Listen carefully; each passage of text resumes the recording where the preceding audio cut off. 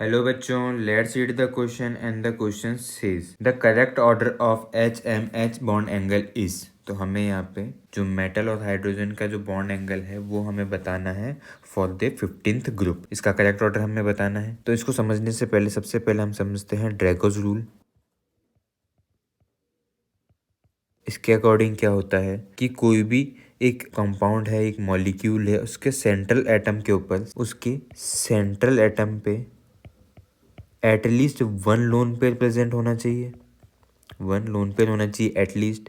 दूसरी बात कि वो जो हमारा एलिमेंट है जो सेंट्रल एटम में, वो बिलोंग करना चाहिए 13th 14th 15th और 16th ग्रुप को। थर्ड क्या है पॉइंट दिया कि जो सेंट्रल एटम है उसकी इलेक्ट्रोनेगेटिविटी जो है वो होनी चाहिए 2.5 या फिर लेस देन 2.5, 2.5 या फिर लेस देन 2.5। फोर्थ पॉइंट दिया उन्होंने कि जो number of sigma bond plus lone pair जो है वो होना चाहिए हमारे पास 4। अगर ये कंडीशन फुलफिल हो रही है तो वो जो कंपाउंड है, वो जो हमारा मॉलिक्यूल है, वो उसके अंदर हाइब्रिडाइजेशन जो होती है वो नहीं होती।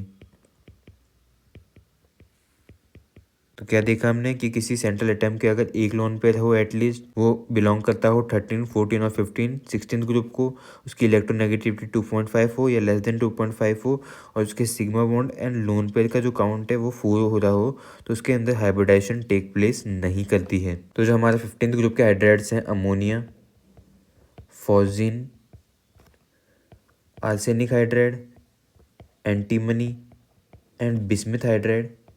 तो इनके अंदर क्या होता है कि जो हमारा अमोनिया है इसके अंदर देखते हैं कि सेंट्रल एटम पे एटलीस्ट एक लोन पेयर है, इन सब में है। ये सारे 13, 14, 15, 16 ग्रुप में से एक है, ये हमारे 15th ग्रुप के हैं, तो यहाँ पे रूल एप्लीकेबल है। सेकंड पॉइंट भी। थर्ड की बात करते हैं तो इनकी जो इलेक्ट्रोनेगेटिविटी है वो लेस देन 2.5 होनी चाहिए। तो हमारे यहाँ जो एन है उसकी तो होती है 3 और बाकी सबकी लेस देन 2.5 होती है। तो ये अमोनिया पे एक्ट नहीं करेगा ड्रैगो रूल, बाकी सब पे करेगा। फोर्थ की बात करते हैं, सिग्मा प्लस लोन पेयर का जो काउंट है 4 होना चाहिए, तो अमोनिया में है। पर ये थर्ड पॉइंट अगर इसका नेगलेक्ट हो चुका है तो ये अमोनिया तो हमारा ड्रैगो रूल अप्लाई नहीं कर पाएगा। बाकी सब के अंदर यहाँ पे sigma bond plus lone pair का काउंट 4 है, यहाँ पे भी 4 है, यहाँ पे भी 4 है और यहाँ पे भी 4 है। तो हम कह सकते हैं कि जो ड्रैगो रूल है वो अप्लाई होगा सिर्फ NH3 को छोड़ के बाकी सब पे। अब इसमें होता है क्या ड्रैगो रूल के अंदर कि अमोनिया में तो हाइब्रिडाइजेशन होता है sp3, बट इन सब के अंदर जो एटॉमिक ऑर्बिटल्स है वो हाइब्रिडाइजेशन के नहीं जाएंगे, अंदर नहीं जाएंगे, और इनके अंदर प्रेजेंट होंगे प्योर ऑर्बिटल्स। pH3 का एग्जांपल लेते हैं तो यहाँ पे होगा हमारे पास 3s2 एंड 3p3। तो S के अंदर 3s के अंदर 2 इलेक्ट्रॉन प्रेजेंट हैं और 3p के अंदर एक एक इलेक्ट्रॉन प्रेजेंट है। तो ये जो एक एक इलेक्ट्रॉन प्रेजेंट है वो हाइड्रोजन के एक एक इलेक्ट्रॉन्स के साथ पेयर करके ये बना देगा pH3। अब यहाँ के पे क्योंकि हाइब्रिडाइजेशन नहीं हो रहा है तो जो हमारा p होगा उसके जो जितने भी ऑर्बिटल्स यूज होंगे वो सारे प्योर ऑर्बिटल्स होंगे। ये हाइड्रोजन के साथ ऐसे पेयर करके ये बना देगा हमारे पास pH3। अब ये जो हमारे पास लोन पेयर प्रेजेंट है ये प्रेजेंट है in pure s orbital. Pure s orbital के पास अंदर प्रेजेंट है, तो उसकी वजह से जो s character percentage s character है इस कंपाउंड के अंदर या मॉलिक्यूल के अंदर वो जो हो जाएगा काफ़ी ज़्यादा हाई। NH3 की बात करें तो यहाँ पे sp3 होता है, तो s करेक्टर होता है हमारे पास 25%।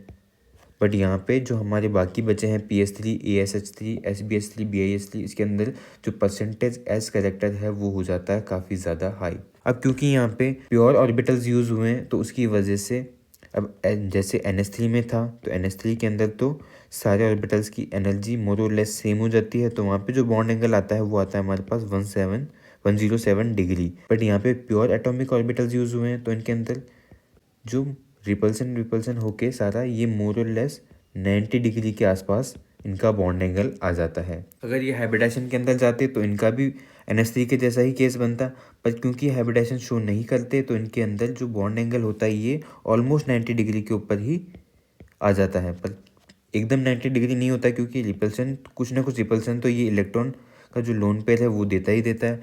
तो pH3 का जो एग्जैक्ट आ जाता है वो आ जाता है अराउंड 94 डिग्री के लिए, और डाउन द ग्रुप ये बॉन्ड एंगल फिर डिक्रीज ही होता है। तो हमारा जो करेक्ट ऑर्डर हो जाएगा बॉन्ड एंगल का वो हो जाएगा, सबसे ज़्यादा होगा अमोनिया का, फिर pH3 का, then arsenic hydride, then antimony and then bismuth.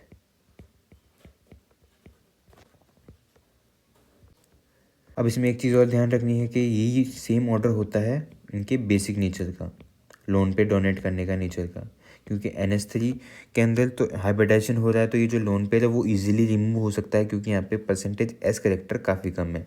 But हम जब डाउन द ग्रुप जाएंगे तो यहाँ पे जो परसेंटेज एस करेक्टर है वो बहुत ज़्यादा बढ़ जाएगा डाउन द ग्रुप, और IS3 तक जाते जाते ही काफ़ी ज़्यादा बढ़ जाता है, जिसकी वजह से जो लोन पेयर को डोनेट करने की टेंडेंसी है वो डाउन द ग्रुप डिक्रीज हो जाती है। तो इसी ड्रैगो रूल से हम बेसिक नेचर को भी एक्सप्लेन कर सकते हैं। तो हमसे करेक्ट ऑर्डर पूछा था बॉन्ड एंगल्स का, तो हमने देखा कि NH3 का सबसे ज़्यादा होना चाहिए, तो ऑप्शन A एंड C तो बता रहे हैं कि NH3 का सबसे कम है, तो ये ऑप्शन तो हमारे रूल आउट हो जाते हैं। ऑप्शन B एंड D की बात करते हैं तो इसके अंदर NH3 का हाई दिया, ठीक है, उसके बाद PH3, देन इसने एंटीमनी का दे दिया है आर्सेनिक के आगे, तो ये ऑप्शन भी हमारा गलत हो जाता है। डी में दिया है PH3 सबसे ज़्यादा, then arsenic hydride, then antimony, then bismuth, तो ये करेक्ट हमारा ऑप्शन सही है। तो हमारा करेक्ट आंसर हो जाता है option D। Hope understood it well, all the best.